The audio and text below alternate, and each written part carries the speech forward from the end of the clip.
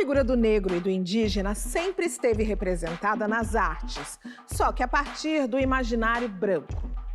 Mas bons ventos estão trazendo uma nova perspectiva. A Bienal de São Paulo tem um recorde de artistas não brancos. A Mostra dos Brasis reúne a maior quantidade de trabalhos de artistas negros já feita. E o Instituto Inhotim apresenta uma exposição dedicada à obra de Abdias do Nascimento. Pois é, parece que o jogo está virando. Mas será que isso é suficiente? Será que o mercado está acompanhando essa movimentação e absorvendo esses profissionais? Vamos conversar sobre essa tendência no Estação Livre de hoje. Dá só uma olhada no que vamos ter. Certamente essa é uma Bienal histórica. Eu espero que o público venha contemplar a beleza das obras e a sensibilidade da escolha dos curadores, né? Dos Brasis é uma exposição que apresenta uma constelação. A partir dessas obras e desses artistas, a gente conta um pouco sobre a nossa história, a história do povo negro, e também um pouco sobre a história da arte brasileira, né?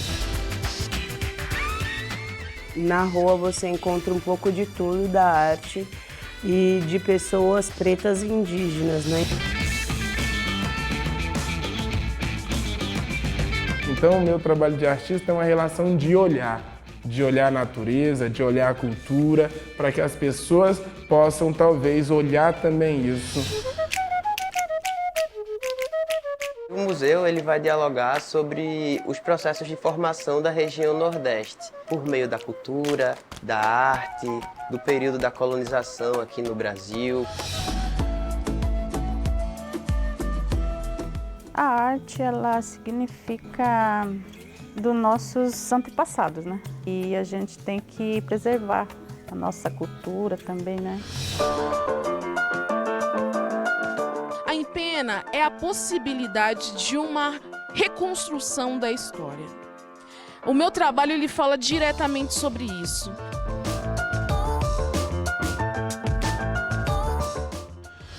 E para a gente falar sobre artes plásticas e analisar um pouco esse mercado, eu tenho aqui o prazer de receber uma das curadoras da Bienal de São Paulo, Diane Lima, e o artista plástico Sérgio Adriano H.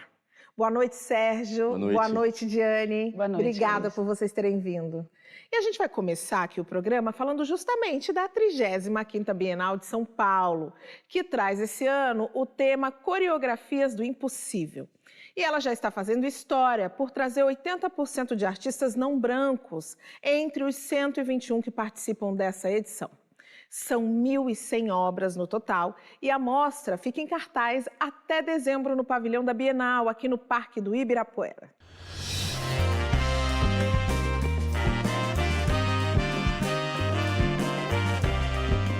As Coreografias do Impossível, a 35ª Bienal de São Paulo, reúne uma série de estratégias, de práticas artísticas, sociais, culturais e políticas que versam sobre a possibilidade de criar um impossível dentro do impossível. E também de como essas diversas impossibilidades do mundo, essas divisões que nos separam, de alguma maneira se materializam e condicionam e influenciam o desenvolvimento de linguagens artísticas. Nós nos reunimos, Grada Quilomba, Diane Lima, Manuel Borja Viléu e eu, como um coletivo, um grupo, que justamente por não nos conhecermos, por não havermos trabalhado antes juntos, nos desafiávamos com questões filosóficas, políticas, estéticas fundamentais sobre isso que estamos chamando de coreografias do impossível. Nosso objetivo era desmantelar essas estruturas muito verticais, hierárquicas, que dominam as instituições de arte contemporânea no Brasil como afora, para propor uma Bienal que escapasse dessa armadilha que muitas vezes centraliza falsamente em uma pessoa um lugar de reunião de poder e de afirmação de certezas, que aqui mais nos interessava criar novas perguntas.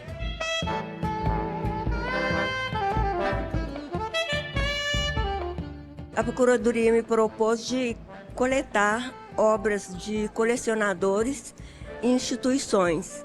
Então, aqui tem obras que já estão também em outros países. Eu achei ótimo porque São trabalhos que ficam no ateliê, depois vão para a galeria, depois são comercializados e eu não vejo mais esse trabalho. Então foi muito bom eu ver eles aqui reunidos. Isso é muito importante, porque a maioria das pessoas no Brasil não conhece o meu trabalho. Tudo surgiu do meu corpo.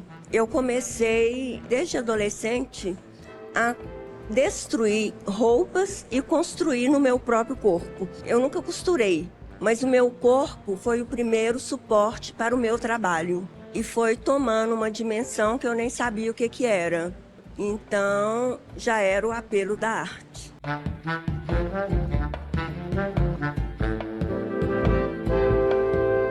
Sou uma das artistas que está expondo aqui na Bienal com um trabalho no terceiro andar, que se chama A Água é uma Máquina do Tempo e que ele é também baseado num livro do mesmo nome. O vídeo ele foi montado de uma maneira não linear, ou seja, as pessoas podem entrar na sala e fazer a sua coreografia por entre a obra, que tem 2 instalações, são 2 projeções. O livro, ele também, as pessoas também podem fazer uma coreografia com ele pode ser aberto em qualquer página e pode ser lido de trás para frente, de frente para trás, em qualquer ordem. Então é isso, né? Uma coreografia que a gente faz com o corpo e com os olhos também.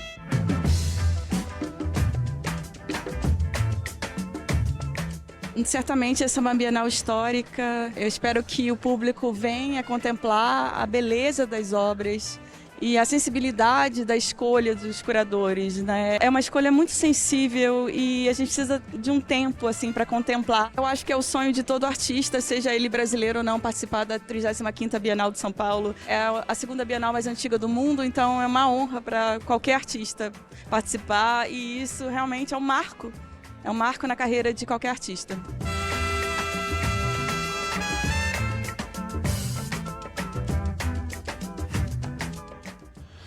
Que maravilha! Diane, quero começar entendendo um pouco mais sobre esse conceito de curadoria coletiva, que não é nada novo, muito pelo contrário, já na arte isso já é presente no mundo todo. Mas eu queria entender como é que esse conceito pôde trazer a diversidade, permitir que a gente tivesse essa quantidade de artistas negros, não brancos na verdade, porque são negros e indígenas, né, presentes nessa Bienal.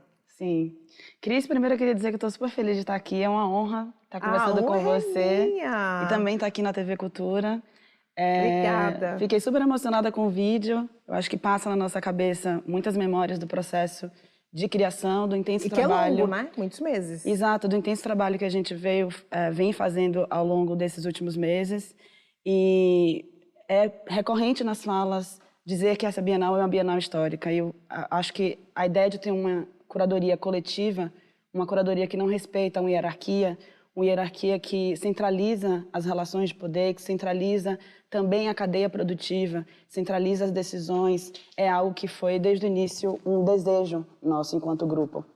E eu acho que tem algo muito importante quando a gente pensa nessa descentralização, que é o modo como a gente passa a se relacionar com a diferença do outro. Sim. A gente sabe que quando a gente se coloca numa posição diferente, quando a gente é diferente um do outro, a violência é o principal elemento a mediar a relação. Então, para a gente foi importante entender como que as nossas diferenças, na verdade, se transformavam em uma potência de criação, uma potência de pesquisa, uma potência de perspectivas, para que juntos a gente conseguisse criar uma Bienal, que é o sucesso que está sendo. E eu acho que, sem dúvida, isso tem a ver com o modo como a gente conseguiu se relacionar. Sérgio, você é um artista que utiliza aí da sua arte para expressar a sua luta com relação à estrutura racial brasileira, que é extremamente desigual. Você se sente cobrado, principalmente pelo mercado da arte, e você acredita que outros artistas também não brancos sejam cobrados, para fazer uma arte que dialogue com as suas origens?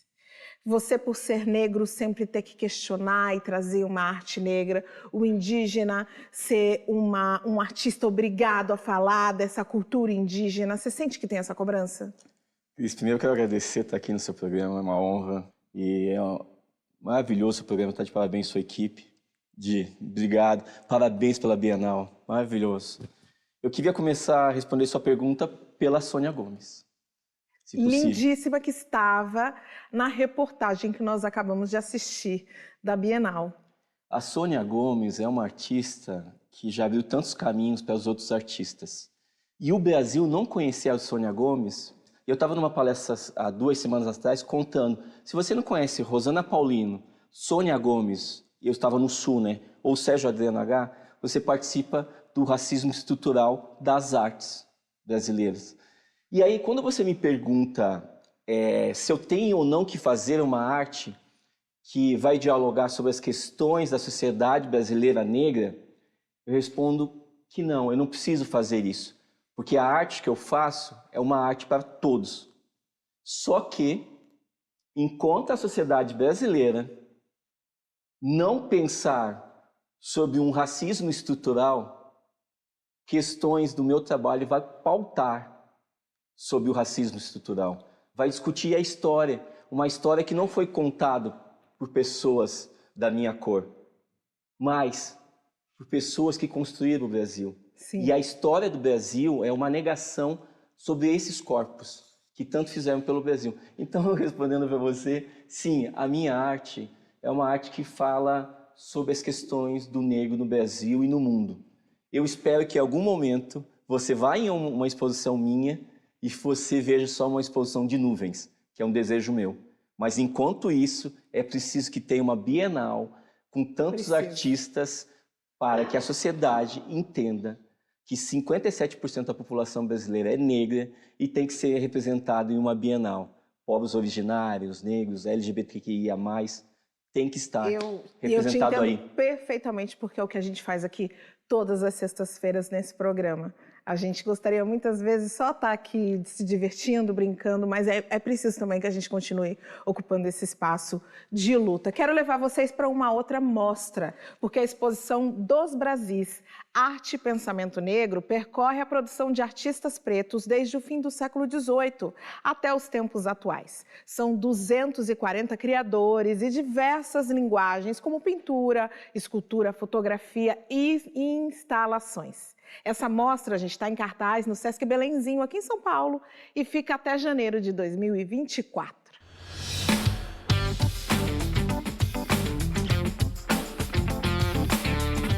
Dos Brasis é uma exposição que apresenta uma constelação de 240 artistas, cada um em sua poética e sua linguagem. A partir dessas obras e desses artistas, a gente conta um pouco sobre a nossa história, a história do povo negro, e também um pouco sobre a história da arte brasileira, né? Nós temos uma longa história de artistas negros no Brasil.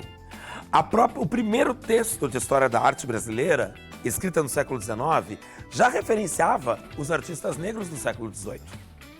A exposição, nesse sentido, ela toma essa dimensão, ela tem esse tamanho, porque era a nossa intenção mostrar não só a produção contemporânea, como também mostrar esse longo arco histórico que constitui a arte brasileira a partir da perspectiva negra.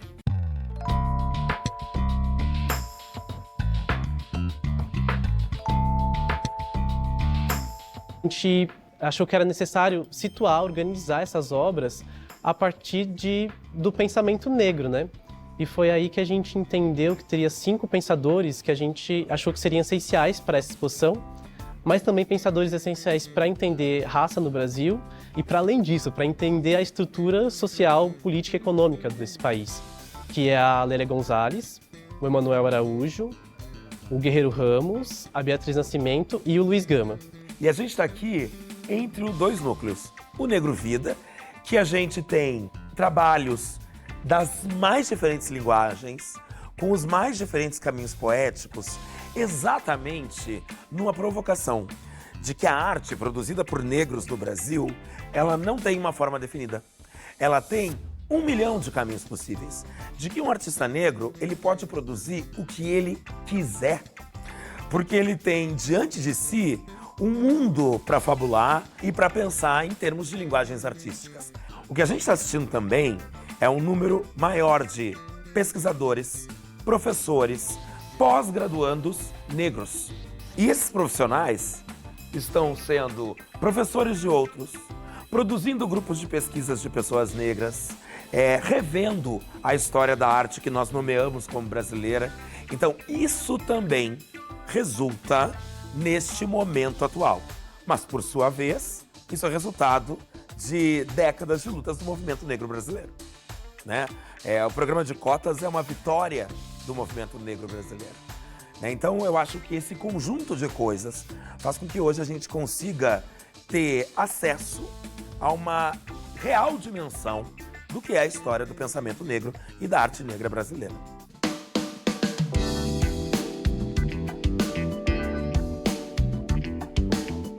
Essa é uma exposição com duplo sentido. Ela é uma exposição de celebração ao pensamento negro e voltada para que pessoas negras se vejam dentro do espaço positivo. Mas o outro sentido dela é uma provocação à impossibilidade de pensar uma ideia de arte brasileira que passe apenas pelos pressupostos da branquitude.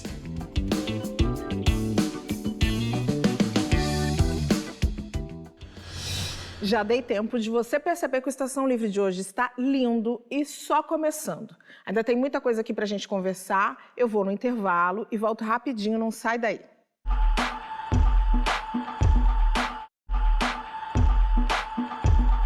Estação Livre de volta. Hoje nós estamos falando sobre artes plásticas e eu estou tendo o prazer de receber aqui Sérgio Adriano H. e Diane Lima. A Galeria Rua nasceu da inquietação de mãe e filha que perceberam que muitos amigos, artistas negros, estavam deixando o mundo das artes durante a pandemia, por falta de oportunidade no mercado. Exatamente. E aí, do início, em uma plataforma na internet, a Rua cresceu para muito mais do que só um espaço de venda de obras de arte.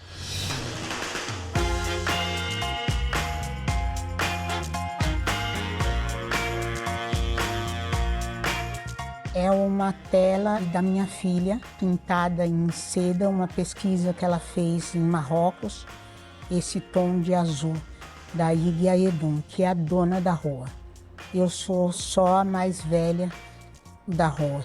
A ideia é dela e eu abracei a ideia. Ig falou, mãe, na época da pandemia, há 3 anos atrás, tem muitos artistas que não sabem administrar. Eu vi que a situação estava muito difícil, assim. Muito difícil. Eu tinha artista que não tinha o que comer em casa. E foi quando eu falei, como assim? Como assim eu tenho amigas maravilhosas, pintoras, que não tem dinheiro para nada, que tem um trabalho intenso, e estão dizendo que esse mercado está mais vivo do que nunca. E ela falou, não é justo isso. E se eu aprendi a fazer, eu tenho que ajudar as outras pessoas. Por eu ser Ialorixá, eu falei para ela, nós não temos prosperidade se a gente não pensa na prosperidade das pessoas. Na Rua você encontra um pouco de tudo da arte e de pessoas pretas e indígenas, né? Então eu acho que para além de ter várias mídias, é entender que corpos estão produzindo essa arte, que está acessando o mercado com o que produz, assim, que é muito diverso.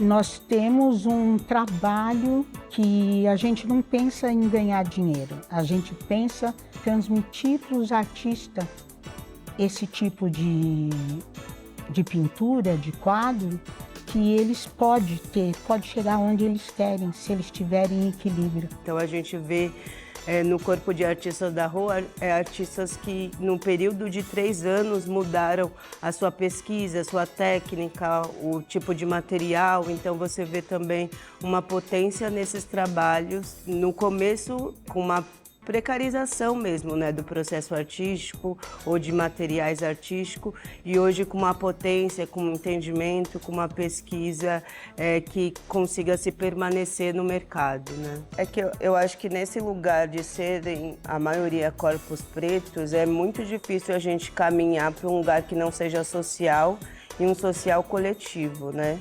Então, acho que a Rua, entrando nesse mercado, eu acho que ainda está nesse início, assim, mas é muito como abrir uma porta que não existia.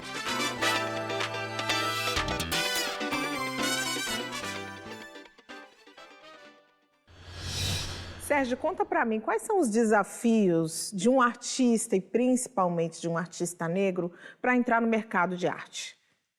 Eu acho que a questão de ser um artista negro, no mercado das artes em especial, é que você não pode errar. Não pode errar em momento algum para a vida, mas nas artes principalmente. Então, eu falo para os meus amigos que eu mato 2 leões por dia, principalmente porque eu sou preto. E essa é a questão. E quando você vê uma galeria como essa, dirigida por mulheres pretas, é muito importante dentro do sistema da arte. Porque você pode ir na Bienal e você vê o romantismo da Bienal. É lindo, tem a poética dos artistas, tudo. Mas o sistema da arte, ele é feito por dinheiros. E essa é a questão. Então, e para você ser um artista em específico, e ser um bom artista, precisa de muito investimento. Investimento em cultura, investimento em viagem, em residência, e até planejamento de carreira. O que eu fiz, por exemplo, na minha carreira, eu estou em artes há 22 anos. Quando comecei em artes em Joinville, em 2001, um colega de estudo falou para mim que homens da minha cor não fazem sucesso em artes. E o ano passado eu voltei lá, que eu estava com mais de 30 prêmios e estou em 12 acervos. Então, o sistema da arte em si, ele sempre vai querendo te achatar e apagar, os apagamentos. Então, ver esse sistema, né, entender que a gente precisa de curadores, mulheres, homens, pretos, povos originários na curadoria de uma Bienal, na direção dos museus, nas instituições, nos conselhos, que são conselhos, grande parte dos conselhos dos museus são brancos. São brancos, né? Então, é um sistema. Então, você tem que entender o sistema da arte para poder viver no sistema da arte. Então, acho que dos grandes desafios é você entender isso, né? De como que caminhar dentro desse mundo sem se perder a sua essência e a sua pesquisa. E sem se deixar ser apagado, né? Exatamente. Agora, Diane, você é uma pesquisadora de artes, uma curadora, e o seu trabalho é sempre a partir de uma perspectiva decolonial. Do que a gente está falando? Cris, eu acho que essa é uma ótima pergunta, porque quando a gente fala em determinados conceitos, acho que é sempre importante dizer que os conceitos eles nos ajudam a nomear situações, nesse caso, situações de violência, aos quais a gente não tem linguagem para expressar, ou mesmo estratégias para lidar com os problemas que talvez a gente enfrente no nosso cotidiano de trabalho. E a palavra decolonialidade, a prática decolonial, ela é um desses conceitos que vem nos ajudando a pensar como desmantelar essa estrutura institucional de um pensamento da arte ocidental que é universalista, ou seja, que só diz que há um único ponto de vista e uma única forma de expressão, uma única forma de produzir conhecimento, e que, para fazê-lo, essa mesma arte ocidental ela se organiza de maneira enciclopédica. Ou seja, eu tenho uma série de conhecimentos catalogados e esses conhecimentos eles precisam sempre referenciar ou ser o tópico central de determinada expressão, de determinada prática.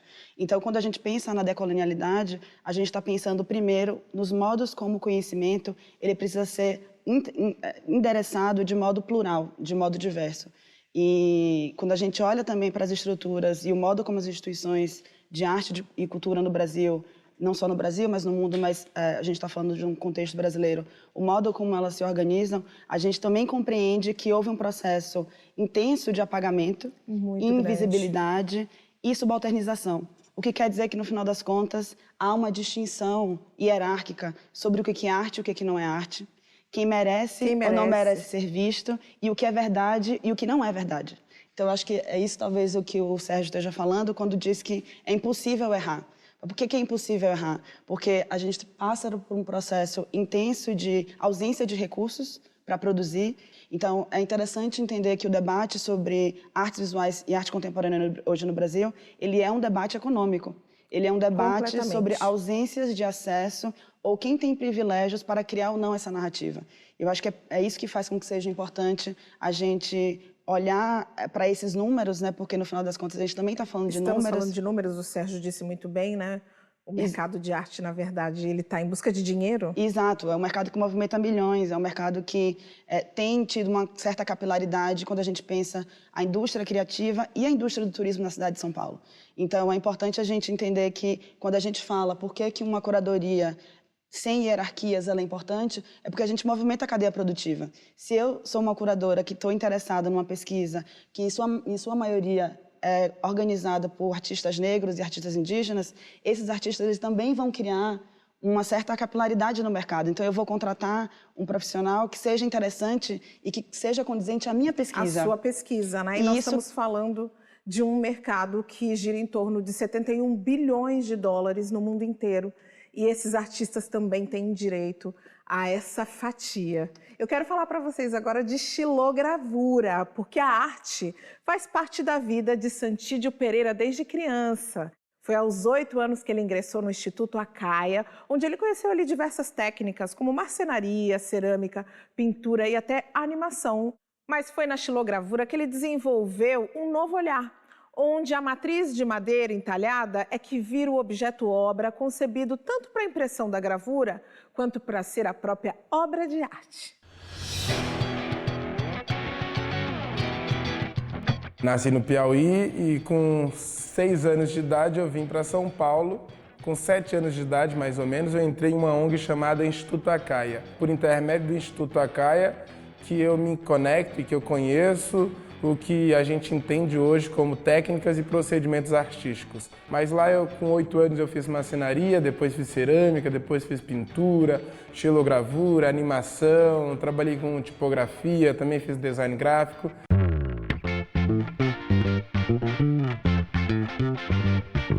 Xilogravura, xilo é madeira. Então, xilogravura é uma gravura sobre madeira. Para que você faça uma xilogravura, você pega um pedaço de madeira, você desenha nesse pedaço de madeira, faz incisões com goivas, formões, de tal forma que você tem algo semelhante a um carimbo. A grosso modo, você tem uma matriz de xilogravura, que é um carimbo. Depois você passa a tinta com auxílio de rolinho, de tal forma que a tinta só vai pegar no alto relevo do desenho. Então você tem ali uma matriz. Depois você pousa um papel em cima e fricciona esse papel em cima dessa madeira entintada de tal forma que você consegue várias impressões disso.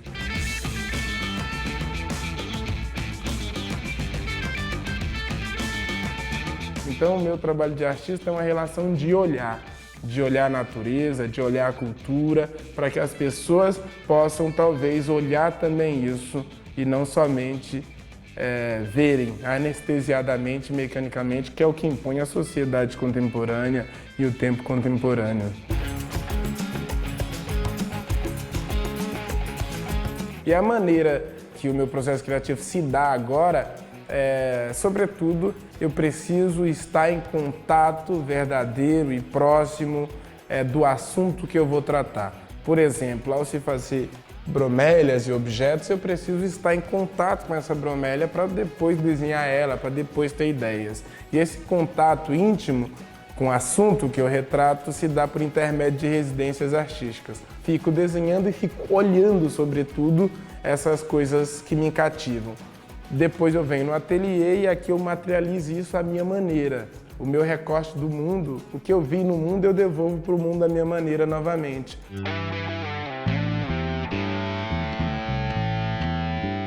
Os assuntos que me cativam nesse momento são as bromélias, que eu venho desenvolvendo há mais ou menos, salvo engano, 5 anos. Também tem, na pandemia, eu fui para Santo Antônio do Pinhal, ficar no meio da floresta, na Mata Atlântica, desenhando essas plantas, tendo contato verdadeiro com essas plantas, e terminei desenhando horizontes, tendo ideia de horizontes.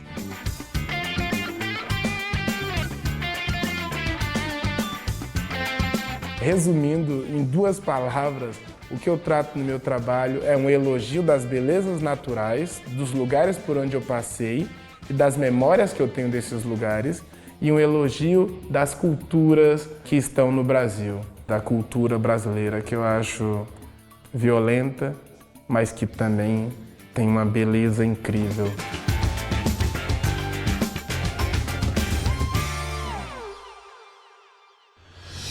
E ainda tem muito para a gente conversar, só que depois do intervalo eu vou trazer para vocês arte popular indígena. Eu volto já já.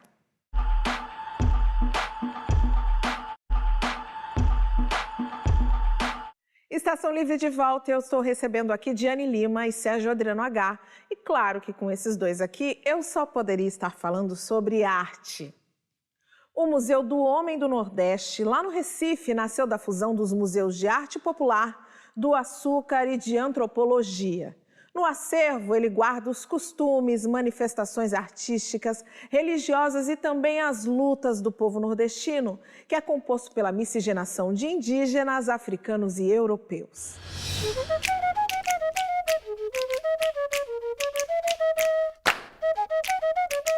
O Museu do Homem do Nordeste, ele surge em 1979. Ele vai dialogar sobre os processos de formação da região Nordeste, por meio da cultura, da arte, do período da colonização aqui no Brasil, da arte popular, do maracatu, religiosidades afro-brasileiras. Vai falar sobre os povos originários e sobre o homem sertanejo.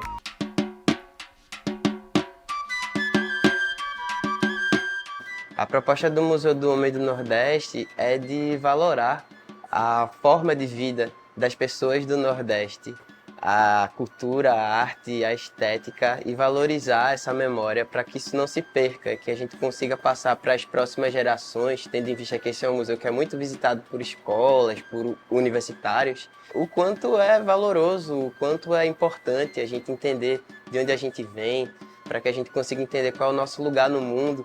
O acervo do Museu do Homem do Nordeste hoje é composto por mais de 16 mil peças. O público que vier para cá, para o museu, eles vão se encontrar, por exemplo, na Sala das Influências, peças de acervo que vão dialogar sobre a influência do povo africano, do povo indígena, do povo holandês, dos ingleses, norte-americanos, na formação da região Nordeste. Vão encontrar uma sala que vai falar somente sobre os povos originários da região Nordeste, tendo em vista que o Nordeste é a segunda maior região no número de pessoas indígenas no nosso país.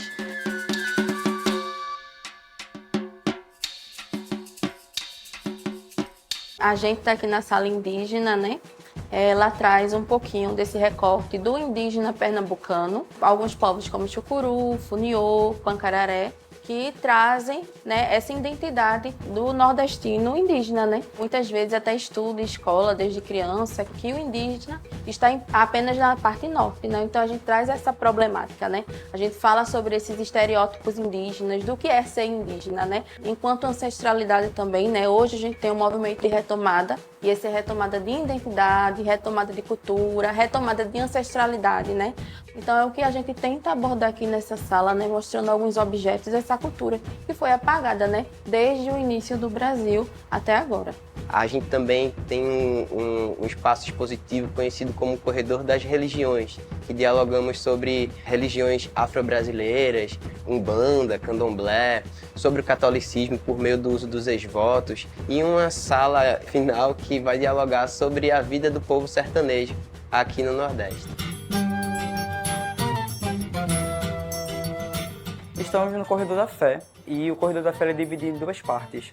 Na parte do catolicismo popular e essa parte que fala sobre os orixás da nação Nagô, né? A nação Nagô, que foi uma das primeiras nações a chegar em Pernambuco. Então aqui a gente trabalha muito sobre o combate da intolerância religiosa e sobre essa dinâmica que a nação Nagô traz à história do Nordeste.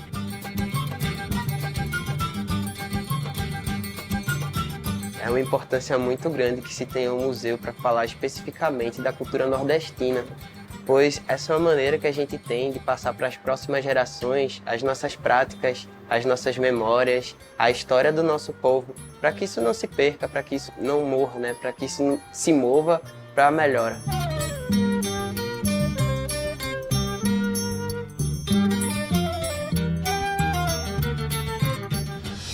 Eu quero aproveitar que a gente estava aqui acompanhando essa belíssima reportagem do Museu do Homem no Nordeste para entrar num assunto que é muito importante, que é essa distinção entre o que é arte e o que é artesanato. Diana, eu queria que você me ajudasse, porque eu percebo que a palavra artesanato ela fica muito atrelada ao homem, à mulher negra, à pessoa indígena, e, no entanto, quando nós estamos falando de outros sujeitos, a palavra arte sempre se encaixa muito fácil.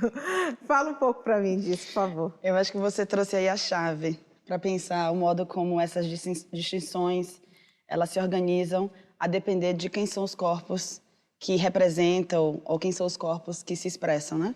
Quando a gente falava ali um pouco sobre decolonização, colonização, o papel das instituições culturais na validação do conhecimento e no modo, portanto, como a gente entende a arte no Brasil, essa distinção ela foi fundamental para justamente criar essas hierarquias.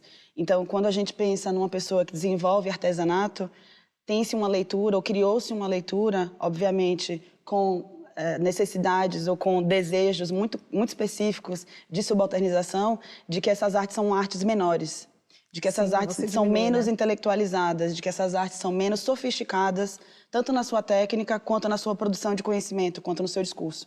O que a gente sabe que, na verdade, isso é fruto de uma grande estratégia, de uma estratégia que vem de longa duração, né? Por isso que, às vezes, é difícil a gente tentar decupar essa narrativa, porque quando a gente pensa em colonização, quando a gente pensa na colonização do conhecimento e como nesse conhecimento se organiza nas instituições, a gente precisa compreender que, de fato, houve um processo de deslegitimação, de apagamento e de subalternização dos conhecimentos que são nossos, que são das populações afro-brasileiras, das populações indígenas, também dos comportamentos que não se inserem em nenhuma estrutura de formação de estados-nações ou que não correspondam a um determinado território. Então, arte e artesanato é uma dicotomia criada para justamente criar uma relação de diferença. Olha, Giane, tem uma questão, né? Porque a gente foi educado, né? O que você aprendeu na escola? Arte europeia. Sim. Essa é a questão, né? Nunca me foi apresentado um artista africano, por exemplo. Então, e aí quando você vai falar de arte, qual é o nível, você é baseado nas questões estéticas da Europa. Então, por isso, quando você artesanato, soa no seu ouvido uma coisa, opa, mas isso não é arte. Não é arte como? De quem? Né? De quando que a Europa vai para a África, toma os conhecimentos, aplica na pintura e diz que é de si. E você aprende achando que é realmente. Que é os pintores que fizeram a grande revolução na pintura. Mas eles foram na África. Só que você não é contado sobre isso. E aí você vê a história pela metade. Então, quando você vê grande arte, não arte, você tem que pensar como o seu olhar está cristalizado e olhando a partir da arte europeia. Porque se você olhar com um distanciamento e ver que aquilo que está sendo apresentado na sua frente é uma grande arte, né? Aí sim nós temos um outro olhar sobre a produção da arte em específica brasileira, né? Deixa eu só complementar uma coisa, Cris, porque eu acho que é muito interessante o que você fala, porque quando a gente pensa numa exposição de arte, tem algo implícito, que é o modo como se produz visibilidade para o artista ou para a obra. E quando a gente pensa num museu, numa instituição cultural, numa instituição de arte, há ali a relação de visibilidade, mas também de salvaguarda do patrimônio cultural daquela cidade. Então, há uma relação implícita de produção de valor. E essa produção de valor, quando a gente coloca a lente para olhar o que é arte e o que tem artesanato, é essa produção de valor que não é direcionada a essas materialidades, a essas técnicas, a esses corpos, a esses modos de expressão. E eu acho que o vídeo que a gente viu anteriormente sobre o Santídio é claro, para nos ajudar a entender como isso se dá. O Santídio é um artista jovem, é um artista contemporâneo, é um artista que está trabalhando em diversas instituições, apresentando o trabalho, através de uma técnica que é conhecida de todos nós. Eu acho que a xilogravura está no nosso imaginário. Então, eu acho que essa relação também de como a gente aproxima um material cultural que é nosso, uma expressão cultural que é nossa, e com esse movimento, que é um movimento que vem acontecendo ao longo dos últimos anos, fruto dos movimentos sociais, do movimento de mulheres negras, do movimento feminista, a gente tem conseguido romper com esses estereótipos e com essas relações de invisibilidade e ausência de valor para as nossas práticas. Isso fica muito evidente para mim quando eu me lembro que as pessoas estão acostumadas a chamar de arte o trabalho de um artista que cola uma banana na parede. Isso não é uma crítica ao trabalho, mas sim ao que se chama de arte. E um trabalho de Arthur Bispo do Rosário, muitas vezes, é chamado de artesanato. Ele é visto como um artesão. Isso fica muito nítido nessa nossa discussão aqui. Eu quero chamar a nossa próxima reportagem, porque em algumas culturas a arte é passada de geração a geração. E para alguns povos indígenas, a cestaria é um tipo de artesanato que, além de ser uma arte ancestral, é também fonte de renda. E a gente foi até a aldeia Aguapeu, que a gente queria conhecer um pouco dessa cestaria.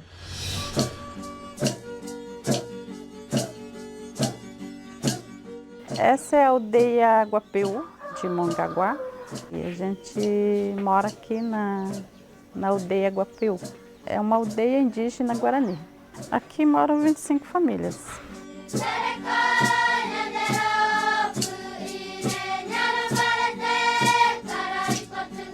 Cestaria, ela é um artesanato, né, que a gente faz para vender, para colocar frutas, para guardar coisas pequenas assim.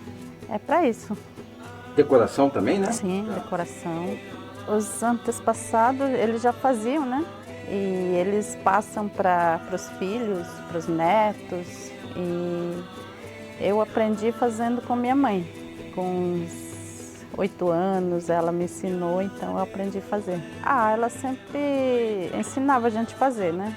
Pegava as taquara, ela mostrava como que era para fazer, como que ela ia preparando os material, né?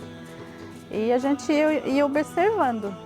E com o tempo assim, a gente já sabia fazer também.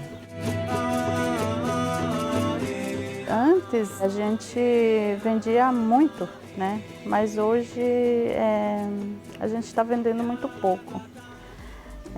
Que as pessoas eles não estão valorizando muito o trabalho.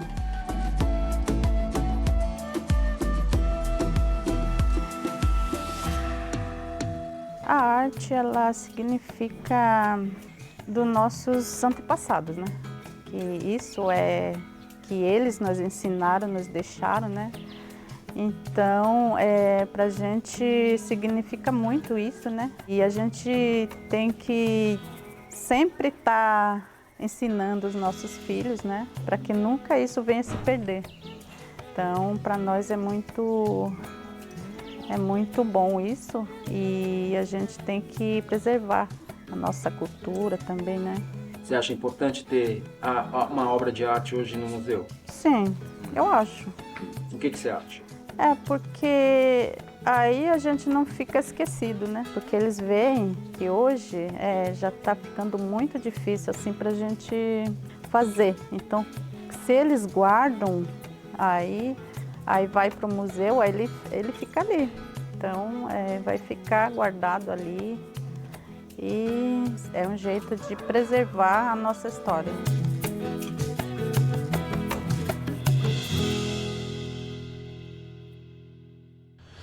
Sérgio, enquanto a gente assistia ali a reportagem, a gente parou ali num momento específico em que ela fala de como a arte é uma herança dos ancestrais e tal, e eu fiquei pensando, a nossa população indígena brasileira tão atacada, sendo extinta, violentada, de que maneira que a arte, e em todas as suas dimensões, até o reconhecimento da arte, pode atuar na defesa da vida dos povos indígenas brasileiros?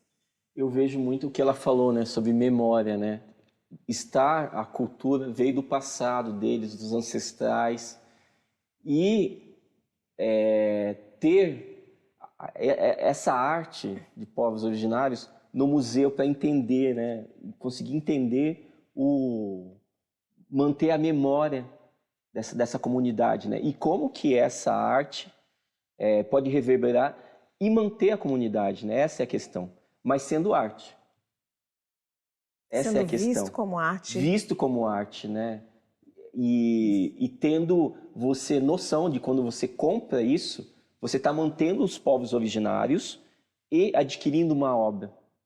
Então, eu acho que a sociedade em si ainda não teve para si de como ajudar os povos originários. Uma das formas é isso, adquirindo objetos de arte e mantendo essa comunidade. Então, acho que um dos meios, da sociedade ajudar esses povos é dessa forma, né? E agregar a essa produção, né, Diane, o devido valor, porque a gente vê muitas vezes, eu não valorizo o que foi produzido por uma pessoa indígena, por uma pessoa negra economicamente, mas o que foi produzido por uma pessoa não negra, não indígena, sobre ela, eu valorizo e pago muito caro por isso, né? Sim. O mercado enxerga dessa forma? Absolutamente. E é interessante porque para a maioria das comunidades indígenas, não há distinção entre o que é arte e o que é vida.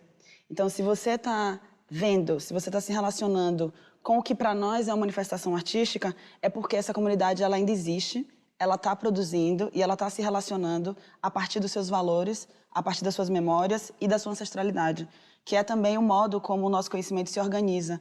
A gente tem diversas maneiras de olhar para o modo como o conhecimento é estabelecido na nossa sociedade. E entender que há oralidade, que há prática de transmissão do conhecimento através das nossas casas, das nossas famílias, é um valor importante a ser considerado e a ser dado. Exatamente. Bom, gente, ainda não acabou não, tá? Quero te perguntar, você sabe o que é uma empena? Não sabe? Pois bem, depois do intervalo você vai conhecer, tá? Me espera que eu tô voltando.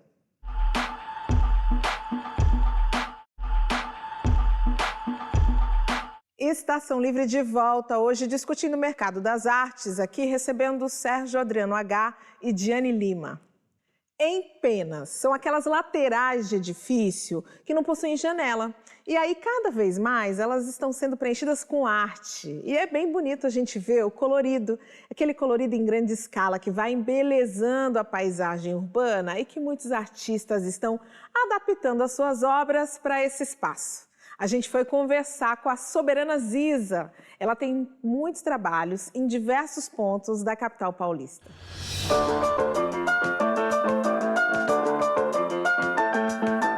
Hoje em São Paulo a gente tem, muitas empenas sendo construídas e existe algo que eu sempre me pergunto, qual é a potência desse lugar? Qual é a potência dessa construção artística? Bom, meu nome é Regina Elia, sou mais conhecida como Soberana Ziza, sou aqui da Zona Norte de São Paulo e me considero hoje uma multiartista. Hoje a gente está aqui numa escola onde eu realizei no ano passado essa pintura. A gente está aqui muito próximo da Brasilândia, muito próximo também da onde eu tenho o meu ateliê, que é o Jardim Perialto. A empena é a possibilidade de uma reconstrução da história.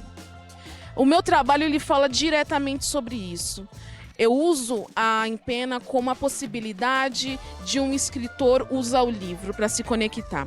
Então eu utilizo das imagens, eu utilizo dessa conexão com as outras pessoas para reconstruir a história.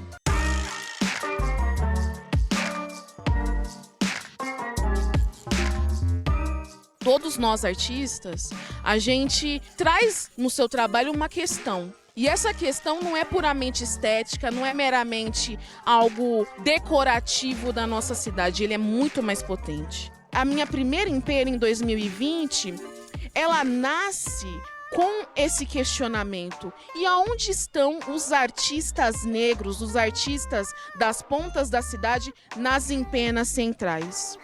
Então a gente realiza um projeto que ele vem com o título de Estamos Vivos, para falar, sim, nós artistas das pontas da cidade, nós estamos vivos.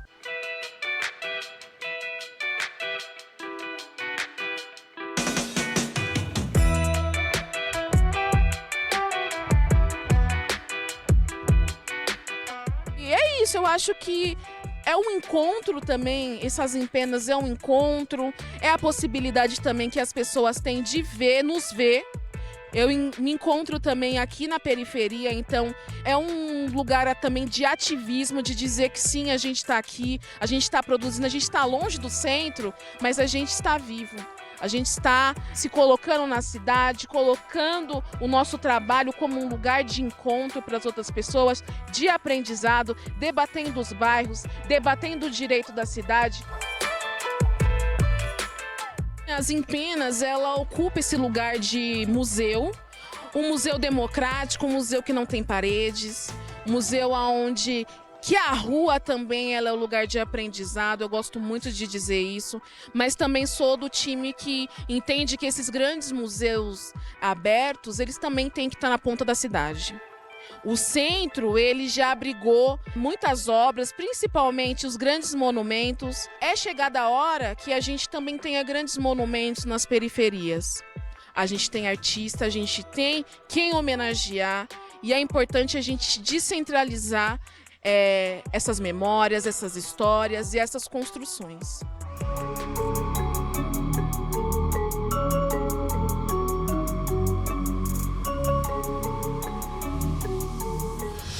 Sérgio, quero aproveitar e avisar o pessoal de casa que para conhecer um pouco do seu trabalho é só ir até o YouTube e assistir o nosso programa Estação Livre sobre arte, onde a gente pôde contar um pouco do trabalho do Sérgio. E eu quero que o pessoal de casa tenha a possibilidade de saber um pouco mais do artista que você é e onde encontrar sua obra. Tem alguma exposição próxima agora? Obrigado, Cris, pela pergunta. Pode me encontrar no Sérgio Adriano H, nas redes sociais. Eu gosto de contar uma história porque meus pais não me ensinaram a sonhar. E eu já contei essa história num programa. E eu sou de um filho de uma mãe preta, um pai branco, que teve 5 filhos, que não tem nada a ver com as artes. E aí, com meus 25 anos, eu descobri artes.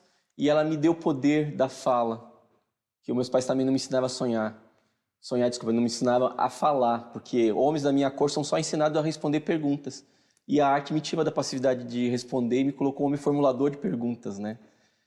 Então, eu estou em artes há 22 anos, eu estou com mais de 30 prêmios, estou em 12 acervos, incluindo o MAR, o Museu do Rio de Janeiro, o MAN da Bahia, o MAC USP daqui. E para um homem que não tinha nada a ver com artes e sonhou tanto viver o artista. Então, eu gosto de contar essa história porque as pessoas que estão me assistindo, que querem ser artista, eu digo, acredita no teu sonho, acredita. E agora, estou em cartaz em Brasília, até dia 27 de dezembro. Convido você que está em casa, que esteja passando por Brasília, para ver essa exposição, que é o título Descolonizar Cor e Corpos, algo que eu estou discutindo muito na sociedade. E uma das questões, eu ando muito na academia, né, falando com a academia, e falando que a academia está decolonial, estão pensando em movimentos decolonial. Mas a pessoa que eu quero atingir é a pessoa do dia a dia. E no meu pensamento, eu preciso incluir essa pessoa para ela até chegar no decolonial. Então, a minha exposição é levar o outro a pensar esse decolonial, mas quando ela abrir os olhos, esses olhos cristalizados que nós temos, ela não queimar.